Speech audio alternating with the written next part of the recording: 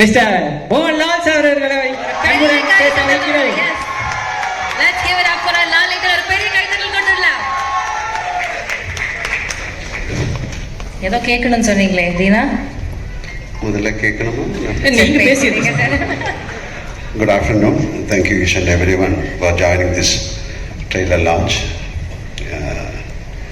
இது வந்து we made a trilogy. இது 3 படங்கள் தான்.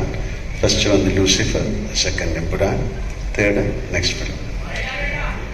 அப்போ Lucifer, because of the success of Lucifer we created this film. This film has ஒரு சொன்ன மாதிரி this is something very ஒரு பர்சனல் ஃபிலிம் மாதிரி. This is a film for our industry, not for our industry, for the film industry. We tried something very different. ஒரு எப்படி ஒரு படம் எடுக்கணும், how can we take a film, ஒரு படத்துக்கு என்னென்னலாம் வேணும். ஒரு என்டர்டெயின்மெண்ட் ஃபிலிம் எடுக்கிறது கஷ்டம்.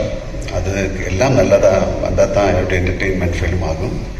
நல்ல மியூசிக் வேணும், நல்ல சவுண்ட் வேணும், நல்ல ஆக்ஷன் வேணும், நல்ல ஆக்டிங் வேணும், ஆக்டர்ஸ் வேணும். ஸோ அதுக்காக we tried everything. This is a franchise. ஒரு ஃப்ரான்ச்சைஸோட I cannot call it as a sequel. So Priti and myself, we work together, each and everyone. Myself means all the actors, all the technicians. We work together and this is our blood and sweat. அந்த மாதிரி சொல்லலாம். We tried. அதுக்காக இண்டஸ்ட்ரிக்காக see something, ஒரு புது கிரியேட்டிவிட்டிக்காக we can work together. So அதனால this is something very different for us. And anyway, இது ஒரு acceptance, ஒரு பெரிய acceptance இந்த படத்துக்கு கிடைச்சிருக்கு. It's showing on the booking, not only from Kerala, from Tamil Nadu, Andhra Pradesh, all over India and outside India. This is the first time a film is getting this kind of appreciation. People want to watch the film. It's all because of the previous film, Lucifer. And thank you, Priti. He has done a great job in this film, not only Priti and each and everyone. The music part, camera, everyone has created a magic in this film. So film பற்றி ஜாஸ்தி பேச முடியாது. You come and watch the film. And இது மாதிரி ஒரு film வந்து இது success ஆகிட்டான் நமக்கு அடுத்த படம் எடுக்க முடியும்.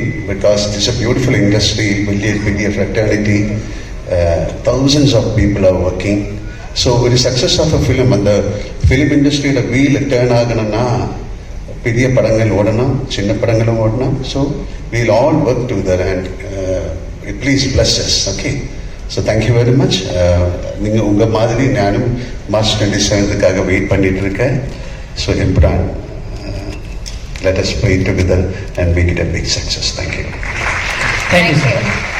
சார் ஒரு சின்ன கேள்வி தான் சார். 40 வருஷத்துல 400க்கும் மேற்பட்ட படம் சார்.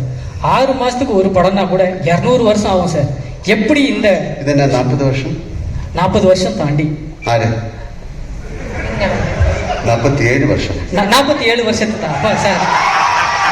அந்த 7 வருஷம் தான் முக்கியமான விஷயம். அந்த 7 வருஷத்துல அதிகம்.